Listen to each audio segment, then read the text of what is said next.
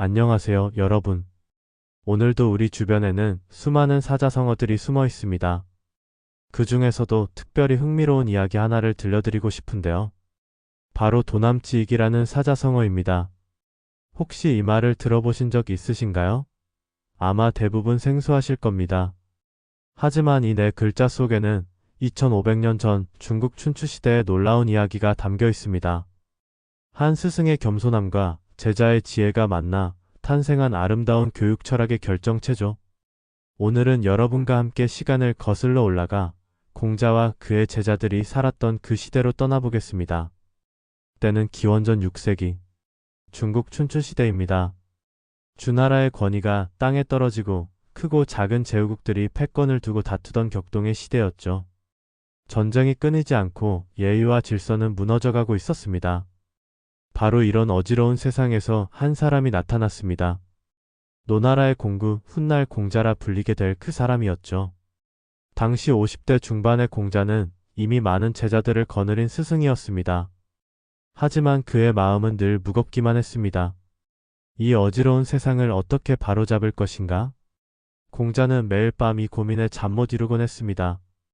그의 제자 중에 남궁경보라는 청년이 있었습니다. 남궁경보는 노나라의 명문 귀족 가문 출신으로 어려서부터 총명하기로 소문났던 인물이었죠. 하지만 그에게는 남다른 특징이 하나 있었습니다.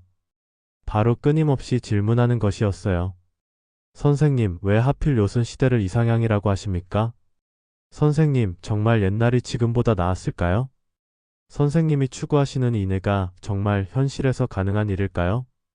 다른 제자들이 스승의 말씀을 그대로 받아들일 때 남궁경보만큼은 달랐습니다. 그는 늘 의문을 품고 더 깊이 파고들려 했습니다. 어느 가을날 남궁경보가 공자에게 다가왔습니다. 선생님, 제가 하나 제안하고 싶은 것이 있습니다. 무엇인가, 경보야? 저는 선생님께서 늘 말씀하시는 옛 성인들의 흔적을 직접 확인해 보고 싶습니다. 특히 주공단이 만든 예학제도의 원형을 말이죠. 공자의 눈이 번쩍 뜨였습니다. 주공단은 공자가 가장 존경하는 성인 중 한 명이었거든요. 서주 초기 문왕과 무왕을 도와 나라의 기틀을 세우고 특히 예학과 제도를 완성한 인물이었죠. 그것을 어디서 볼 수 있다는 것인가? 주나라의 옛 수도인 락양에 가면 됩니다. 그곳 왕실 도서관에는 주공이 직접 제정한 예제와 음악, 그리고 각종 문헌들이 포관되어 있다고 합니다. 공자는 깊은 고민에 빠졌습니다. 락양으로의 여행은 결코 쉬운 일이 아니었거든요. 노나라에서 락양까지는 말을 타고 가도 보름 이상 걸리는 먼 거리였습니다. 더군다나 춘추시대의 여행은 목숨을 건 모험이나 다름없었죠. 도적들이 출몰하는 험한 길을 지나야 했고 각 제후국의 국경을 넘나드는 것도 위험천만한 일이었습니다. 하지만 더 큰 문제는 따로 있었습니다. 공자는 이미 쉰을 훌쩍 넘긴 나이였고 체력적으로도 그런 긴 여행을 감당하기 어려웠죠. 게다가 노나라에서의 그의 위치도 애매했습니다. 정치적으로 큰 영향력을 발휘하지 못하고 있던 터라 장기간 자리를 비우는 것이 과연 옳은 일인지 확신이 서지 않았습니다. 정말 그곳에 가야 할까? 책으로만 배운 것과 직접 보는 것이 그렇게 다를까? 공자는 며칠 밤을 뜬 눈으로 지새웠습니다. 남궁경보는 스승의 마음을 읽었습니다. 그리고 어느 날 저녁 용기를 내어 다시 공자를 찾아갔습니다. 선생님, 제가 감히 한 말씀 드려도 될까요? 그래, 말해보아라. 선생님께서는 늘 배움에는 끝이 없다고 가르치셨습니다. 또한 아는 것을 안다 하고 모르는 것을 모른다 하는 것이 참된 지혜라고도 하셨죠. 공자가 고개를 끄덕였습니다. 그렇다면 선생님께서도 아직 모르는 것이 있지 않으십니까? 주공의 예제를 직접 본 적이 없으시잖아요. 선생님께서 그토록 존경하시는 성인의 흔적을 책이 아닌 실물로 확인해 보시는 것이 어떨까요? 이 말에 공자는 깊은 감동을 받았습니다. 제자가 스승에게 배움의 자세를 일깨워 주다니. 이것이야말로 진정한 교육의 완성이 아닐까 생각했죠. 결국 공자는 결심을 굳혔습니다. 남궁경보와 함께 락양으로 떠나기로 한 것입니다. 기원전 518년 봄, 두 사람은 수레에 올랐습니다. 경보야, 이번 여행에서 나는 내게 많은 것을 배울 것 같구나. 무슨 말씀이십니까, 선생님? 제가 선생님께 배우는 것이죠. 아니다. 내가 나에게 진정한 학자의 자세가 무엇인지 가르쳐 주었다. 나이가 들면서 나는 안일해지고 있었는데 너는 나를 다시 깨워주었구나. 락양에 도착한 두 사람은 곧바로 왕실 도서관으로 향했습니다. 그곳에는 정말로 주공단이 직접 제정한 각종 예제와 음악 기보, 그리고 수많은 고문서들이 포관되어 있었죠. 공자는 그 방대한 자료들을 보며 감격했습니다. 특히 주공이 직접 손으로 쓴 예제 조목들을 보고는 눈물을 글썽이기까지 했죠. 이것이 바로 주공께서 직접 쓰신 것이구나. 하지만 더 놀라운 것은 따로 있었습니다. 공자가 그동안 책으로만 알고 있던 내용들 중 상당 부분이 실제와 다르다는 것을 발견한 것입니다. 락양에서 공자는 또 다른 운명적인 만남을 가졌습니다. 바로 왕실 도서관의 관리를 맡고 있던 노담, 즉 노자와의 만남이었죠. 노자는 공자보다 나이가 많은 노장한 학자였습니다. 그는 공자와 남궁 경보를 따뜻하게 맞아주었고 도서관의 귀중한 자료들을 자세히 설명해 주었습니다. 공구선생, 멀리서 오시느라 고생이 많으셨군요. 아닙니다. 이렇게 귀중한 자료들을 볼 수 있게 해주셔서 감사할 따름입니다. 노자는 공자의 진지한 학습 태도에 깊은 인상을 받았습니다. 이미 명성이 자자한 학자임에도 불구하고 마치 처음 배우는 학생처럼 겸손한 자세로 임하는 모습이 인상적이었거든요.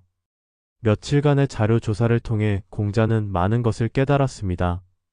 특히 예학제도가 단순히 형식적인 규범이 아니라 인간의 본성을 교화하고 사회를 조화롭게 만들기 위한 실용적인 도구였다는 것을 확인할 수 있었죠. 그러던 어느 날 저녁 공자가 남궁 경보에게 말했습니다. 경보야, 정말 고맙구나. 무엇을 말씀이십니까? 내가 나를 이곳으로 이끌어주지 않았다면 나는 평생 책 속의 지식에만 머물러 있었을 것이다. 직접 보고 확인하는 것과 책으로만 아는 것은 정말 다르구나. 선생님께서 늘 가르쳐 주신 것 아니겠습니까? 하기 시습지 마이너스 배우고 때때로 익히면 즐겁지 아니한가? 이때 공자는 깊은 깨달음을 얻었습니다. 진정한 교육은 일방향이 아니라는 것을 말이죠. 스승이 제자에게만 가르치는 것이 아니라 제자도 스승에게 새로운 시각과 자극을 줄 수 있다는 것을 깨달았습니다. 경보야, 나는 지금까지 스승이란 늘 가르치기만 하는 존재라고 생각해왔다. 하지만 이번 여행을 통해 깨달았구나. 때로는 제자가 스승을 이끌어주기도 한다는 것을. 남궁 경보는 공손히 대답했습니다. 선생님, 저는 단지 선생님께서 늘 가르쳐 주신 대로 했을 뿐입니다. 의문이 들면 질문하고 궁금한 것은 직접 확인해 보라고 하셨잖아요. 바로 이 순간 공자의 머릿속에 한 구절이 떠올랐습니다. 도남지익. 도남지익이로구나. 도남은 말 그대로 도를 남쪽으로 향하게 한다는 뜻입니다. 여기서 남쪽은 단순한 방향이 아니라 밝고 따뜻한 곳, 즉 더 나은 곳을 의미했죠. 그리고 지익은 도움이 되다, 유익하다는 뜻입니다. 즉, 도남지익은 도를 더 밝은 곳으로 이끌어주는 도움이라는 의미였습니다. 제자가 스승을 더 높은 경지로 이끌어준 것에 대한 감사의 표현이었죠. 락양에서의 마지막 밤, 공자는 남궁 경보와 함께 별을 바라보며 이야기했습니다. 경보야, 이번 여행은 나에게 정말 큰 깨달음을 주었다. 나는 지금까지 내가 아는 것만으로도 충분하다고 생각했는데 너는 나에게 더 넓은 세상을 보여주었구나. 선생님께서 늘 삼인행필유하사, 세 사람이 함께 길을 가면 반드시 나의 스승이 있다고 하셨잖아요. 저 역시 선생님의 스승이 될 수 있어서 영광입니다. 공자는 크게 웃었습니다. 제자의 이런 당당함과 지혜로움이 자랑스러웠거든요. 노나라로 돌아가는 길에서 공자는 많은 생각을 했습니다. 이번 여행을 통해 그는 단순히 지식을 습득한 것이 아니라 진정한 배움의 자세가 무엇인지 깨달았습니다. 앞으로는 나도 제자들로부터 배우는 마음을 잊지 말아야겠구나. 나이와 지위에 관계없이 모든 사람이 나의 스승이 될 수 있다는 것을 명심해야겠어. 노나라로 돌아온 공자는 제자들을 가르치는 방식을 바꿨습니다. 이전에는 주로 일방적으로 가르치는 방식이었다면 이제는 제자들의 의견도 적극적으로 듣고 토론하는 방식을 도입했죠. 여러분, 앞으로는 여러분들도 나에게 많은 것을 가르쳐 주길 바랍니다. 진정한 배움은 서로 주고받는 것이니까요. 제자들은 처음에는 당황했지만 점차 이런 새로운 교육 방식에 적응해 갔습니다. 그리고 더 활발하고 생동감 넘치는 학습 분위기가 만들어졌죠. 이 이야기는 공자의 제자들을 통해 후세에 전해졌습니다. 특히 논어를 편찬한 제자들은 이 일화를 통해 공자의 겸손함과 열린 마음을 보여주고자 했죠. 후대 학자들은 이 이야기를 들으며 깊은 감동을 받았습니다. 이미 위대한 성인으로 추앙받는 공자조차도 제자로부터 배울 줄 아는 겸손함을 가지고 있었다는 것이 놀라웠거든요. 이렇게 해서 도남지익이라는 사자성어가 탄생했습니다. 이 말은 단순히 제자가 스승을 도왔다는 뜻을 넘어서 진정한 교육과 배움의 본질을 담고 있습니다. 나이나 지위에 관계없이 서로에게서 배울 수 있다는 겸손한 자세, 그리고 끊임없이 새로운 것을 추구하는 학습 정신을 의미하죠. 2500년 전 춘추시대의 한 스승과 제자가 만들어낸 이 아름다운 이야기는 오늘날에도 우리에게 깊은 울림을 줍니다. 배움에는 끝이 없고 모든 사람이 우리의 스승이 될 수 있다는 공자의 가르침 말이죠. 여러분도 오늘부터 주변의 모든 사람들로부터 무언가를 배울 수 있다는 열린 마음을 가져보시는 건 어떨까요? 그것이 바로 도남지익의 진정한 의미일 테니까요. 구독과 좋아요 부탁드립니다.